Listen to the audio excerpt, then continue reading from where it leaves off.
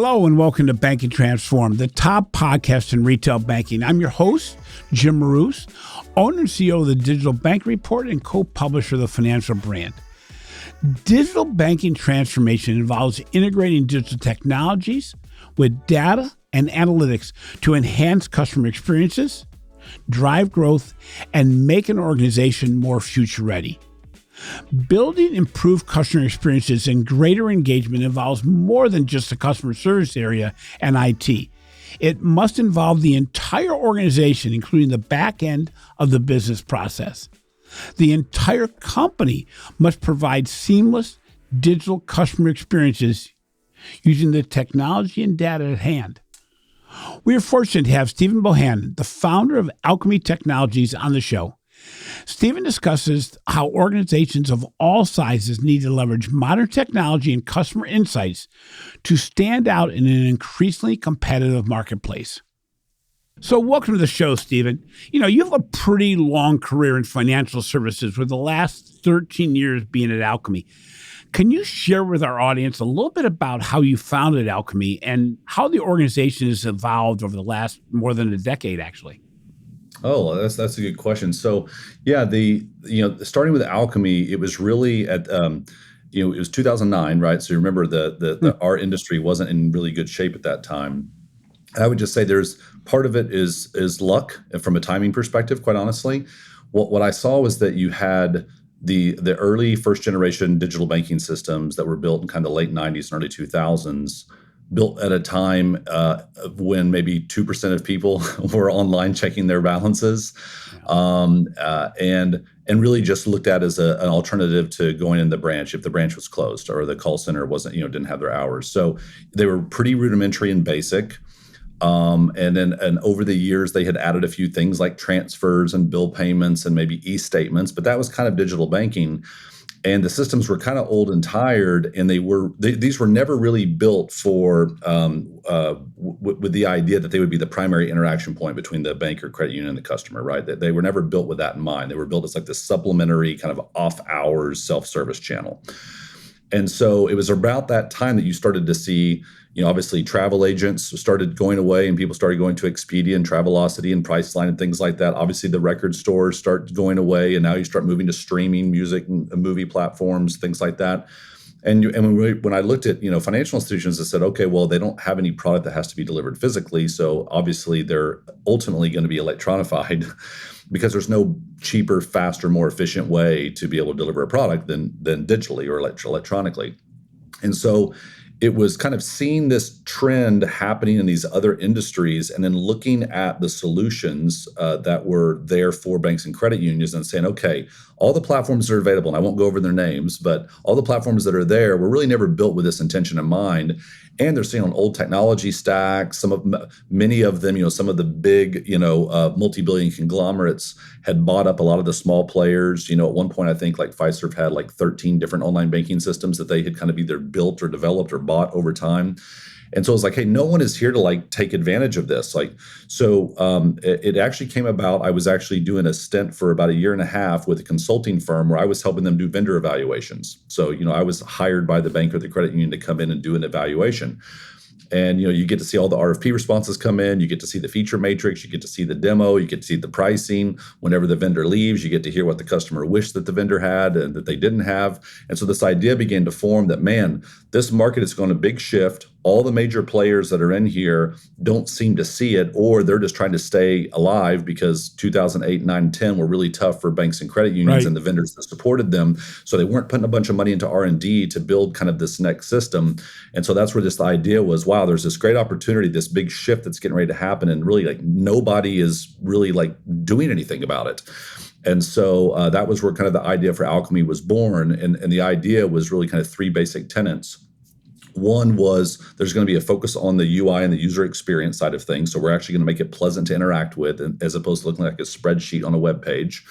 The second was we're going to focus on, from a user experience, API integrations instead of single sign-ons, because digital banking of that first decade that it was there, as features got added, it was just this patchwork quilt of single sign-ons, like a link farm, that you logged into and then you just single signed on to 8 other systems.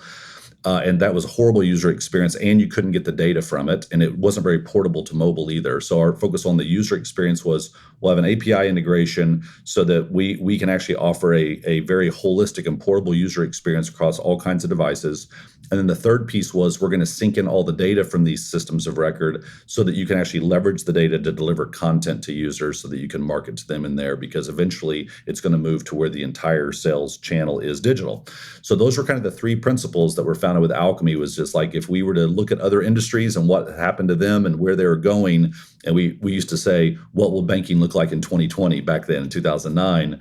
And it was kind of this vision of that. And so actually reconnected with the person that I'd worked with initially back in, I started my career in this industry in 97, and said, hey, got this idea. And this person funded the prototype to go build this idea. And then we went and demoed this to various, potential customers and partners and things, see if anyone would bite, and actually got someone to bite on it and said, hey, if you can build that, we'll buy it. So that's how it started, kind of from August of 2009. And then we signed our first contract in January of 2010. Well, it's kind of interesting. You kind of were doing research on somebody else's dime, which is a great way to do it. I actually, in my first career outside of the banks itself, was doing the same thing. I did research on my own dime and somebody else's dime, just said, maybe there's a pocket for me to be in this. And, it's interesting. On your website, your company's website, you state that your company is focused on future-proofing your customers' growth strategy with a platform that maximizes UX and data. Now, that's a lot to absorb, but there's, as you mentioned or referenced, your major back office processors all would state that they do this. And you're not alone in this solution provider area, that you're providing things that could be seen as duplicative by a financial institution's management team, where really there's some real advantages to saying you may want to double down on investing with us, and you're not going to get rid of your core provider. How do you solve for that? How do you fit that niche that basically is maybe duplicative to what the core provider says they can do, but still provided so that a financial institution says, I've got to double down on this investment? Well, I think I understand your question. When you say duplicative, do you mean duplicative with what the core provider offers? Is that what you're saying? What the core provider says they offer. Yes. Yeah. Yeah. So, I mean, look, there's enough history now to be able to objectively kind of state kind of the reality, I think. And that is that, core providers are interested in being core providers and generally card processors. That's where their focus has been. In fact, over the last decade plus, I'm not sure, maybe one I can remember of where a core provider bought a digital banking platform, right? So, and whereas in 2000 to 2010, the core providers bought up all the digital banking platforms. Now, that this was at a time whenever they were trying to protect as everything started to move off the core, right? Whether it be the teller systems moved off the core and the payment systems, the card system, everything's moving off the core. And so then they went out and bought up all these point solutions to try to pull it all back to be on the core in a sense. But it's really interesting that none of them have come out with a product for their core customer base that at least not that I know of that any of them really like. Probably Jack Henry Banno would probably be the exception of that. That they've done really well getting their base over to the Banno product. But when you look at kind of Fiserv and FIS and Finastra did buy Malazai, but it hasn't really then flourished since then, right? So and I think it's kind of like there's a DNA of a core and card processor. I mean, these are systems that many of them have been around for 30, 40 years, right? Some of it the same tech stack. It's about, hey, it's reliable, it's bulletproof. It's a race to zero from a cost perspective. So we're just trying to, eke, kind of cost reductions out of it. That's a very different mindset than what a digital banking company has to have when they're thinking about it, where they're saying, hey, this is the primary competitive storefront that we're out there competing with. We have to stay up with all the competition, which includes the mega banks. It includes the direct-to-consumer fintechs, meaning I have to pump lots of R&D in this, and I have to experiment a lot, and I have to be willing to break a few eggs to make an omelet, and all those things. That is inherently contrary to a core provider and the way that they think about technology. And so I think I'm saying it's a DNA issue, with the company, is that you're asking them to be something that they're actually not. So I think, and so the evidence we have of that is, again, they still have, in fact, if you add up all the total users, like Fiserv's got more users than anybody else across their, with 10 plus, different digital banking solutions that are out there. But it hasn't really happened. You look at NCR Digital Insight, NCR buying Digital Insight. Well, NCR was really a hardware and service company buying a software company trying to transform, but it's not an easy thing to do, right? Because you're kind of going against the grain. So we have not seen, if you look at that, who has actually made a headway in the market with solutions that financial institutions are adopting and moving to. There's a few of us out there, and all of us started as digital banking companies, and that's who grew. That's who's grown. Like I said, probably the one exception is Jack Henry, but they had purchased Banno and then poured a bunch of money into it in order to kind of make it competitive, right? But they're the exception to the rule when it comes to the core providers and digital banking. So I think it's just a mentality and a mindset, and then the overall competitive industry, how much VC money has been poured into fintech. Yeah. So much of it comes up to the user interface, the user experience, things like that. And those aren't really things that the core providers, I would say, they're not known for specializing in those things. Well, it's interesting because really you solve for the entire digital banking transformation process. I call them 7 different layers of things, everywhere from data analytics to insight to customer experience to legacy back office systems, all these other things. But, while we talk about using data to build better customer experiences, the research that we've done at the Digital Bank Report shows that just about only 25% of organizations globally consider themselves adept at the most basic applications of deploying insights for better customer product recommendations and better experiences. Why do you think this is so hard? I mean, we know the logic. I mean, I'm sorry, but I go back 40 years and using data to try to build a better experience. Well, I wasn't called that. You had CRM systems, you had everything else. But why is it so hard for our industry to kind of embrace delivering more than just basic transactions? Well, the proficiency of using data is something that one, it's new to all of us as a human race, that being able to get good at that. And then within it, though, you see some of the companies, marketing companies, do a really good job of this. Some of the social media and true e-commerce companies do a good job of this. But then, so you'd say there's the entire kind of topic or subject of being good with data, and then you have to go to each industry and kind of say, well, which ones of them, which ones use it better than others. So I would say that generally speaking, the financial services industry has been a laggard. The financial services industry has been a laggard when it comes to technology, quite honestly, right? Yeah. So it's like, first you got to get good at technology, then you got to get good at what the technology creates, which is like some of the data. Then you got to learn how to turn that back into leveraging the technology again. So I would say that the reason for that is that banks and credit unions don't consider themselves technology companies by and large. Right. And I mean, look at it from who sits in the boardroom to who the executives are to the type of people that they hire in order to run maybe their digital channel. A lot of people are still trying to like, well, who'll raise their hand, and someone says, well, I have a computer, and so I'm being obviously a little facetious there, right? Yeah. But you see that the winners in our industry when it comes to banks and credit unions are those who say technology is a strategic differentiator for me, and so I'm going to go out, I'm going to invest in some great talent that I'm going to pull in, maybe not from my industry. They're going to come in and apply what they know to the banking industry, right? And those are the ones that we see, like even among our customer base, where they do really well whenever they do those types of things. Well, then now under technology, now that I have a subset, which is, okay, now I'm broader on technology, I think I'm doing better. But now how about data itself? Well, that's lagging, right? Because data, the use of data has kind of come after technology in terms of the adoption curve, right?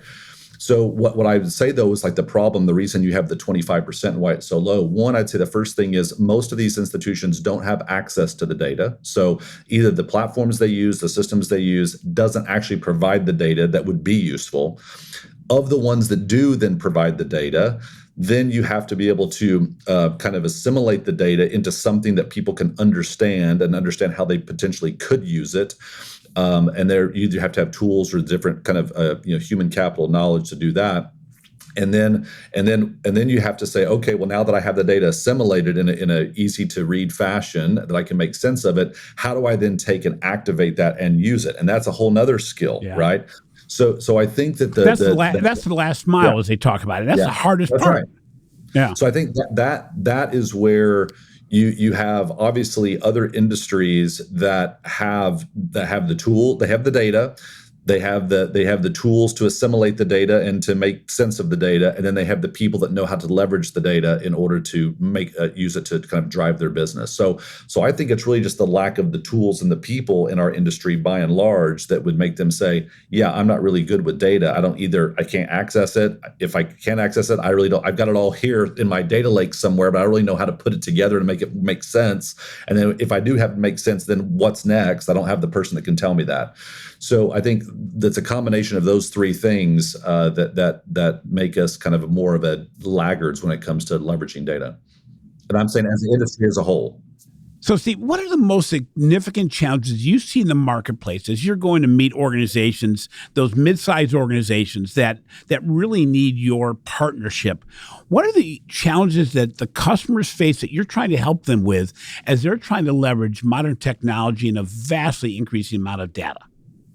Well, I think when you look, keep in mind for the type of customers that we have. So we generally go after the mid to upper tier customers, right? Yep. So we focus on the top 1,000 banks and 1,000 credit unions, minus the mega banks, and then Yep. and we don't really focus on the bottom 7,500. Okay, Yeah. so there's a certain level of sophistication that's inherent in our customer base. Just they have a bit more scale, so it's just a bit larger and things like that.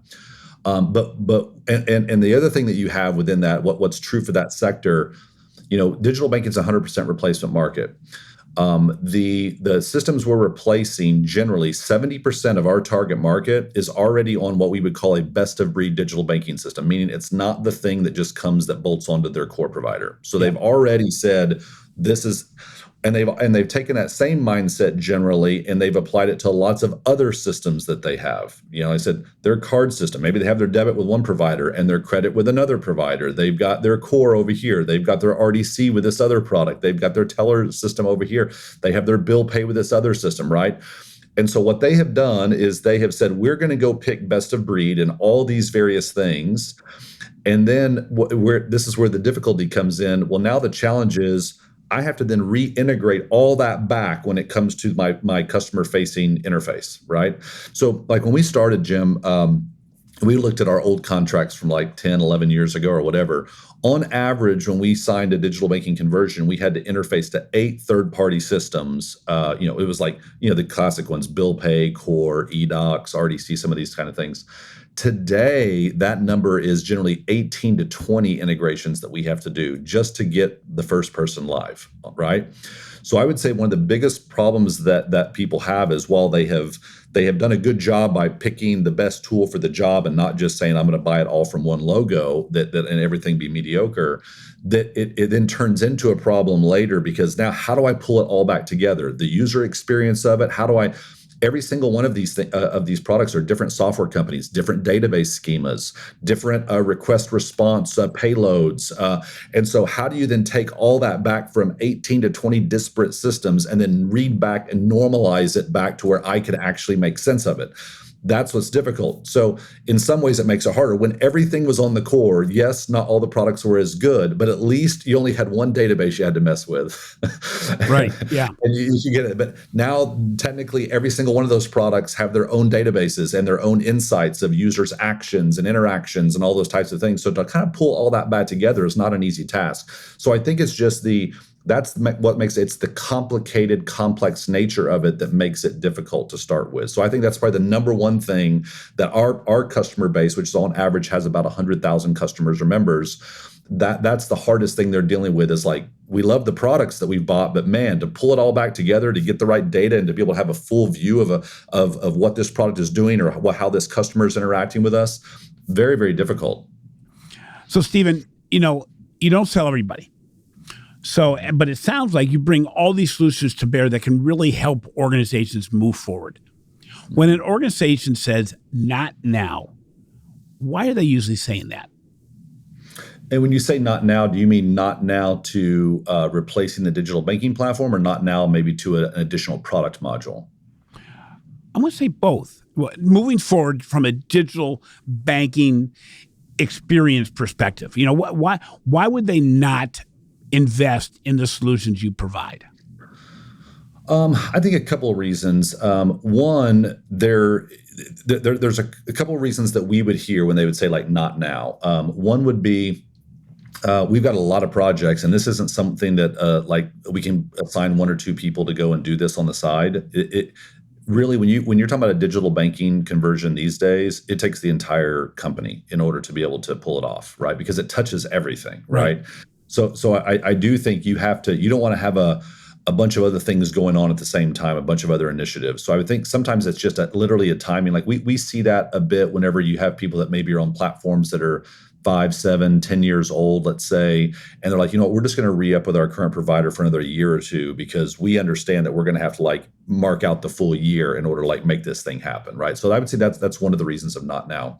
I think the other reason of not now, and it's something that that we're really focused on right now, is that depending on the system that you're on, especially if you're on one of what I would call the specialist systems, where people that aren't just, hey, core is our business and here's an online interface, but if you're with one of the folks like Alkami or Q2 or someone like that, it could be, okay, I could agree that your system is better than the system I've got, right? But how much better is it?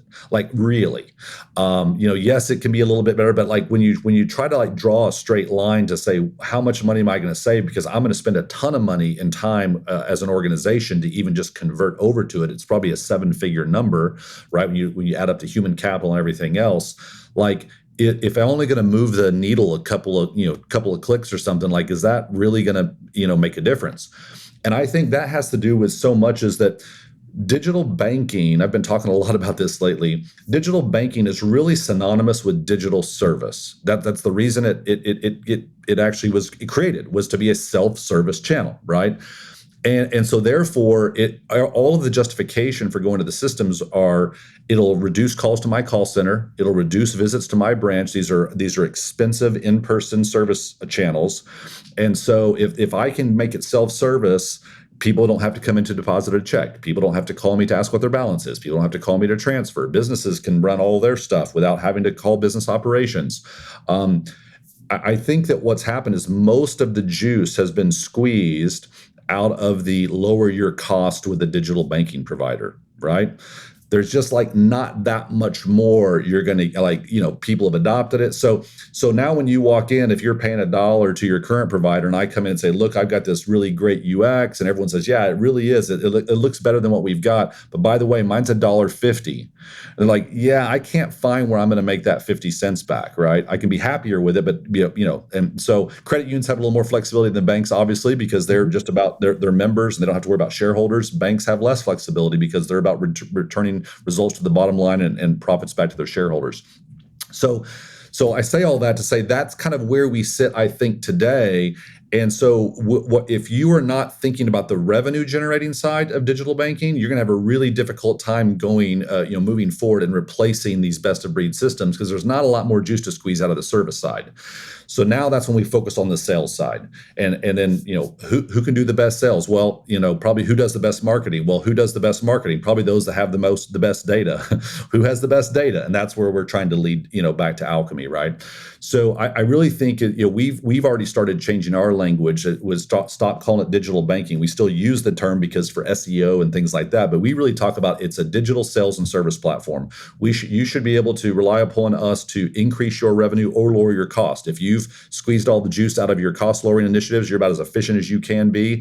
Well, then you need to look at the revenue side of it. So really, in fact, the last 2 acquisitions we've made have all been around the sales side, account opening, and then the segment for the data and marketing side of things. So I would say we were guilty of really thinking about the service side mainly, having tunnel vision around that because that's just what we've always been. Is it's been a service channel, but it's really making that shift and saying no, it's a sales channel. And I'll tell you, Jim. I mean, where that shows up is even in the vendor evaluations. It's like sometimes we have to tell them, you need to have your CMO involved in this decision, right? Like, because they're like, well, wait a minute, this is a technology discussion. I've got all my technologists in the room. Like, no, who's over retail? Who's over marketing? Right? Exactly. And so sometimes they're not even involved by default in these digital banking evaluations. And we're saying they have to be part of it because you're not going to see as much on the cost savings initiative as you're going to see on the revenue generating side of the house. That's very interesting because, again, it's the banking mentality. It's cut costs. we talk about customer experience. We do a terrible job deploying against it. I mean, what's interesting about our surveys every year about trends and predictions, we realize that organizations put customer experience number one, and then when they talk about investments or things they really want to double down on, data and technology, data and insight is surprisingly low in the priority scale. Now, there are priorities, but the reality is unless you deploy against one thing, you can't get the other. And as you said, the differentiator in the marketplace is not going to be who delivered the products to me the cheapest. It's who knew me, understood me, and rewarded me for my banking relationship. You talk about experience, and it's interesting because we're hearing more and more about engagement, which is actually taking the, I'm satisfied with what you gave me, and going that one step further, saying, how can my financial institution deliver recommendations that make me a better financial steward of my money? How is Alkami trying to address this shift in the marketplace from just delivering a nice, seamless experience to really looking and saying, how can I deliver the next best product, not in a sales way, but in a service way, as you referenced? Yeah, and those two things can be interwoven if you do it right. Right? Yeah, exactly. Oh, yeah. I would say that engagement, it's like an umbrella topic, right? I definitely think financial wellness sits under that umbrella as a way to engage. And obviously it depends on kind of where people are in their financial health. So products like Savvy Money and Array, which are credit reporting and monitoring, that's a great way to engage people, right? Because not only do they see their credit, but they get notified whenever, hey, your credit dropped or a few points or rose a few points, or you had an inquiry or a new account showed up, whatever. You stay engaged with that, right? Because it's affecting you. We have our savings goals, we have our spending analytics, recurring expense notifications, things like that. It's kind of like the mint.com type of experience within there. That's a way to keep them engaged. So that's all within kind of the financial kind of wellness side of things. The other thing I think with engagement would be, and a lot of our customers do this around rewards. So you can have card-based rewards, or I would call it, account-based rewards. Earlier before the recording, we were talking about Kasasa a little bit and kind of what they do to engage and actually kind of incentivize specific behavior, and then let people know, hey, you're 3 card swipes away from getting your rewards this month, right? That's the way you engage. We have one of our customers that just this is a really, really good. They have some of the most engaged users on our system.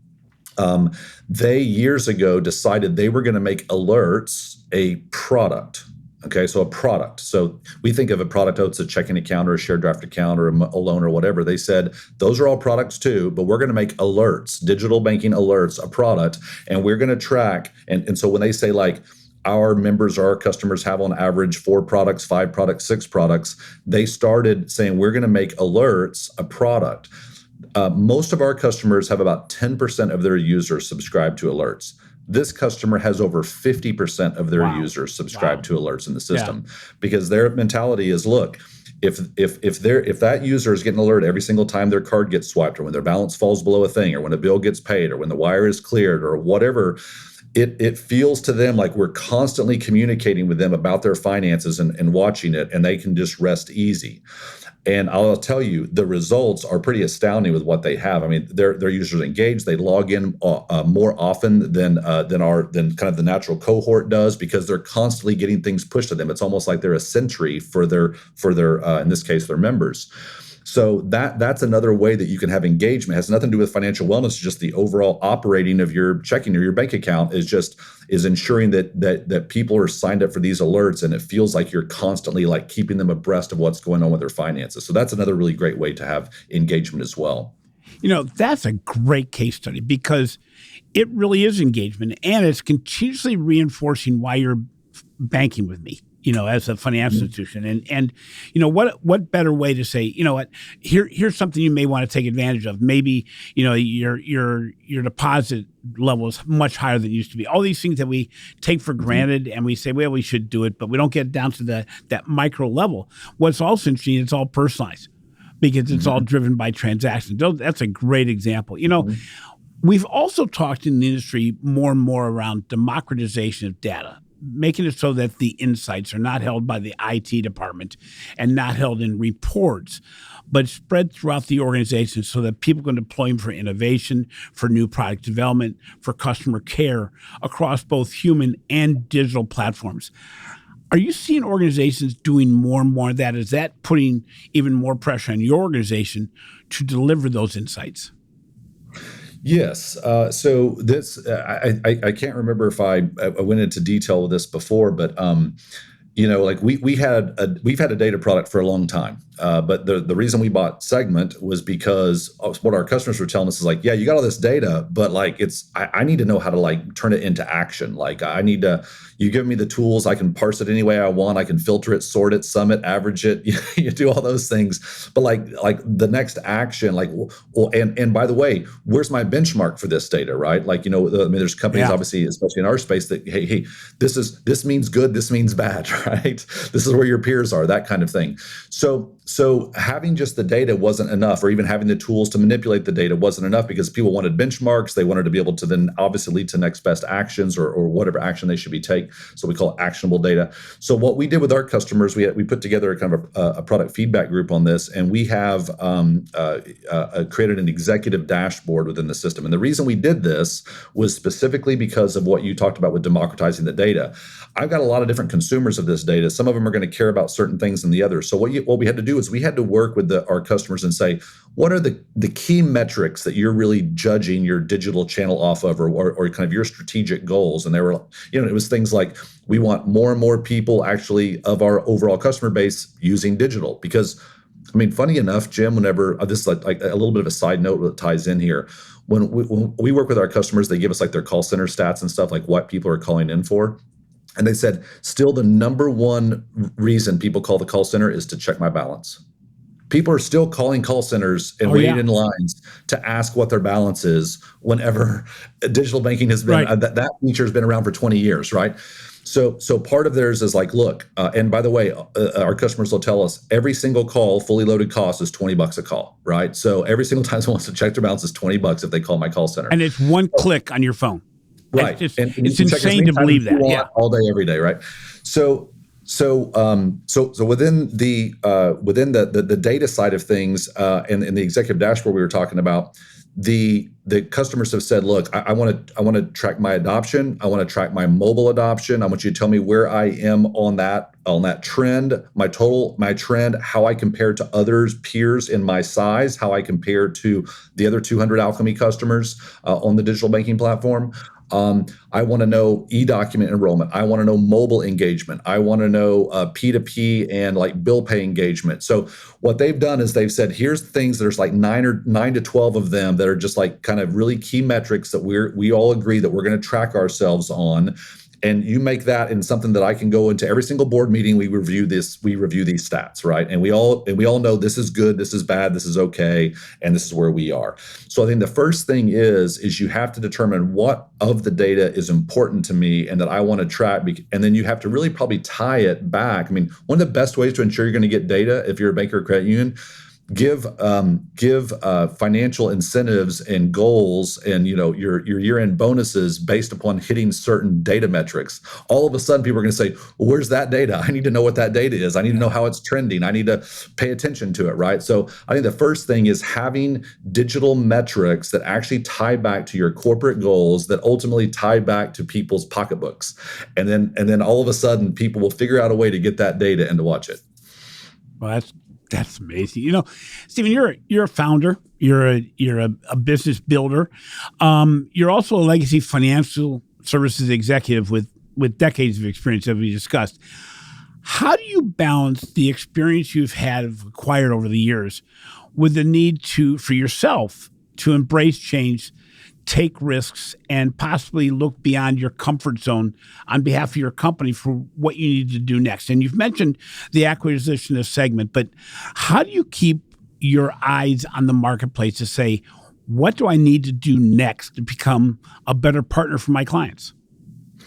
Jim, it sounds like you're saying that I'm an old dog in this industry now, and No, you're maybe you're that's skeptical far I from can it for learn new me to tricks. call anybody the old dog in the industry.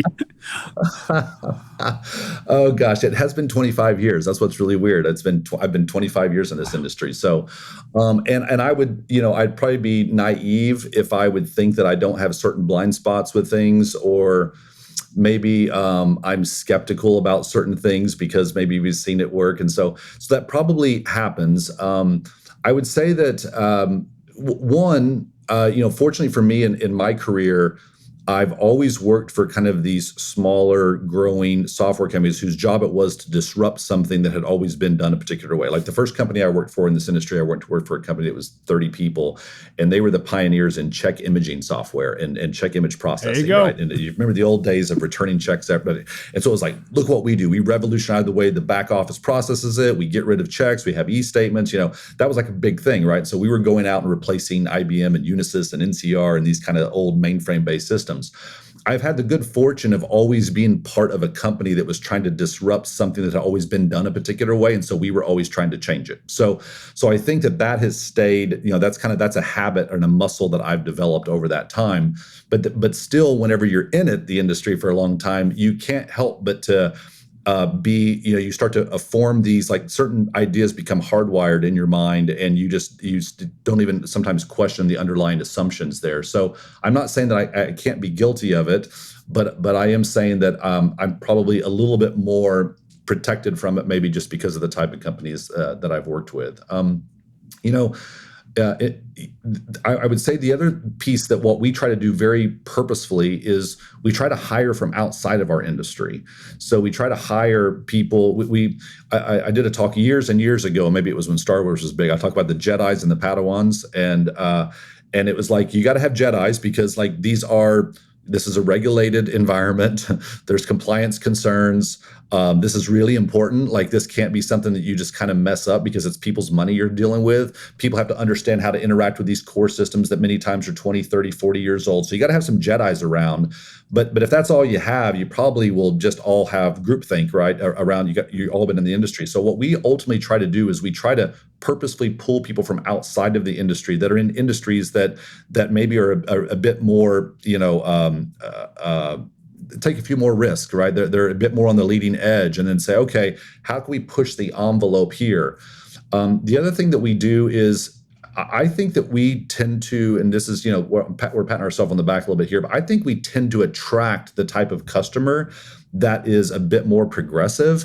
And sometimes that's as a result of that bank or credit union hiring someone from outside the industry, right? Who then says, I've got to find a vendor who thinks like me, that's not like so like, embedded within this industry and the way it thinks. So I do think that we tend to gravitate towards, and maybe we pull them in, customers that are a bit more progressive and think outside the box. And then we hire people that are not from our industry purposely, like in the product and engineering areas and things like that, so that we can ensure that we don't get big blind spots in what we're doing. So those are probably the two most common things we do to try to make sure that we stay relevant, don't become the old grandpas of the industry and talking about, the way it used to be in my old day and all that kind of thing. And you don't do that either, Jim. So I know you're being I try not to. Yeah. Well, no. it's interesting because we talked about it a little bit earlier that, I think it was even before the podcast, can you tell almost immediately upon walking into a financial institution if the relationship's going to work? And a lot of times it's alignment with the vision of what the future is.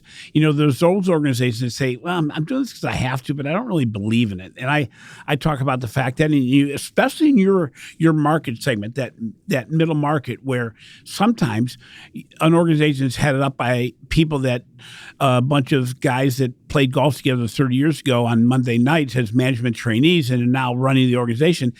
And they're not feeling pain because they're all making money. And they all can pat each other on the back, but at the end of the day, you want to find those organizations that have the vision like you do that say, I want to do that next big thing. I need to do that next big thing, and it's not always there, and for many reasons. But when you look at your company's to-do list for maybe 2023, but let's say for the next 3 to 5 years, You don't have to be specific, because that probably is not really good to do. But what do you see as the gaps, the things you really want to solve for and maybe do better at and actually bring more to your clients? Yeah, so there's a few things that we're focused on. So just so you know, we used to have one product group, product department, and we now have three kind of pillars within that product group now. So we have digital banking, which is like the traditional kind of legacy when you think about digital banking and kind of what it's defined as doing. We now have data, and then we have platform, and we just made this change towards the end of last year. And the reason being is because we want to develop out the data and platform sides to where they can stand independently. So for instance, in the platform, we have integrations to 280, 300 different third parties, right? Cores, cards, payments, all these different things. Well, that's a resource that we would like to open up to. It could be obviously not only our customers and the systems they build on their own, leveraging our APIs, but maybe other kind of fintechs as well, right? That say, hey, I don't want to have to go and integrate to these 5 systems Alkami already integrated to. Can I just integrate to Alkami and it takes care of doing that for me? So we definitely see building out the platform side. Think of kind of like what Plaid's done in the industry as far as connecting for data and money movement, things like that. So that's one piece of it. The other thing is that as our customer base has grown and as the boom in fintech has happened, there are so many great solutions and products that are out there. And then we get inundated between our customers and other fintech providers saying, hey, Alkami, will you interface to our product and put it in your platform, right? Well, what we started doing a couple of years ago was saying, hey, you know what? You can use our SDK to do this. And so, in fact, today, and I don't know the exact number, but it's like something like 15 to 20 of these third parties are regular users of our SDK, where they're building their products, enhancing their products, and we're not having to do the development. I mean, we deploy it in our environment and we host it. But that has allowed us to try to keep a certain speed in the market without us being a bottleneck with all the innovation that's happening. We're actually running up into where we've got so many doing it now that we're like, hey, we're looking for ways to make that more efficient, because now it's like we got to either hire more people or we got to make this either. So developing out a developer community that's self-service on our platform, similar to what Salesforce has done with App Exchange and things like that, to where it doesn't create a ton of additional cost whenever you sign up 5 new partners. That's a big focus of the platform as well. So the API and the SDK and ensuring that our product can be enhanced and extended and leveraged without it being a big burden on Alkami, which allows our customers to move fast. That's a big focus for the next 3 to 5 years. On the data side, it's what we're doing right now. It is tying the data into the digital banking user experience, leveraging it so that we can drive from a marketing perspective, driving the revenue and the provable ROI that comes from that. And then we're tinkering around with some ideas around publishing some benchmarks and things like that we would do. The data that we have is kind of incredible. Between us and Segment, so if you look at the top 4 mega banks in the country, B of A, because of its retail history, I would say, has the most. They have, I think it's 105 million accounts or something. Next is actually Alkami. So Alkami and Segment together have 81 million unique accounts, as well as all the transaction history, balance information, and details on it. And I think behind us maybe Chase, then Wells, then Citi, something like that. But so when you think about that's an amazing amount of data that we've got there. And I think we're in a great position to do kind of what's going on, what's trending, where are people's money moving, where is it, where are the trends in spending on all manner of topics. So I think leveraging, you're taking that 81 million accounts, which is obviously growing quite a bit each year, and be able to do something for the industry to give more insight overall and benchmarking for our customers. That's kind of another thing that we're looking at right now. But in the immediate term, it's leveraging data to drive revenue into the organization. So that's a big focus. I'd say a new focus of ours that, if you asked me a year ago, I wouldn't have said the same thing. Well, it's exciting because, you have the data that can say, here's really what's happening. Here's really what's making things work. And, when you have the platform also, you have the ability to say, here's what platforms work the best, what kind of transactions are processed and what customers are using the most, which is another layer of data that most financial institutions don't know how they compare. Are they above or below what not to be done? So finally, if you had advice for regional banks and credit unions in today's marketplace, what would it be? That's a big question. I'm trying to figure out. I'm make sure I don't sound too self-serving with it, but my brain is on. The reality is you're in the middle of Yeah. the way people can solve for problems. So Yeah. be it self-serving or not, the reality is you're talking data, you're talking technology, you're talking platforms, and the reality is that's what's making things tick right now. And that's right. Yeah, I would say first thing I guess I would say to them is, make sure that that the way you're organized and whether it be your mission statement or your KPIs, your OKRs you use, whatever it happens to be, you need to ensure that your organization is organized around, what you can call it digital transformation or whatever. I don't really care what the term is because terms get buzzy and then people don't like to use them anymore. It doesn't mean they're not valid. But I think you need to make sure this isn't a side job for somebody in your organization, but that the organization says, look, the future of our industry is digital, and therefore everything around the organization, if you were to look where we're spending our money, areas that are getting increased budget versus areas that are getting a decrease in budget, the type of people we're hiring, the metrics we're tracking, that if we were to go into one of your board meetings and listen, that we would walk out of there going, man, that's a digitally minded financial institution. Or we would say, they seem to think that we're, so if you go on the board meetings and people are talking about like, where are we going to build the next branch and what was our foot traffic today? And like, that's the kind of metrics they're talking about. And they're not talking about how many product sales did we do in digital today? And that's if that's not a metric they're tracking, but yet they are tracking how many, accounts got opened in the branch. So I'm not saying that physical is gone because people use physical pretty smartly. I mean, look, Apple went and created stores. They didn't have to, but they said, look, people need to interact with our products, and it helps the whole loop. I think financial institutions use that. What I'm saying is you'll see them track physical call center and branch a lot. They've got target metrics, they've got benchmarks, they've got bonuses tied to those metrics. And then they'll have scant little discussion around or knowledge or tracking or insight on their entire digital channel. And so I think that the first thing I would say to them is make sure that your organization truly is aligned around digital, because if you look forward 10 years, it will grow and physical will shrink, obviously, right? So make sure that you're doing that. So I think that would be the first thing I would say.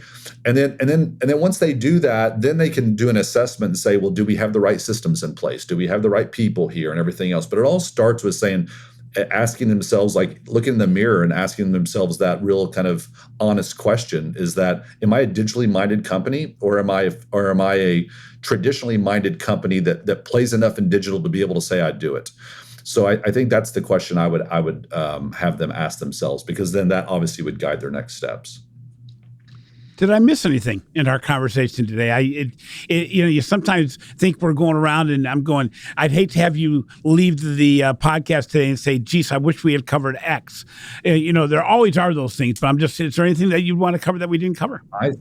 No, I think there's, so my father was a pastor, for my entire childhood and stuff. And one time he wanted me to get up and preach, or we'll say preach, give a sermon or a teaching or whatever. And this is when I was I think I was 17 years old, something like that.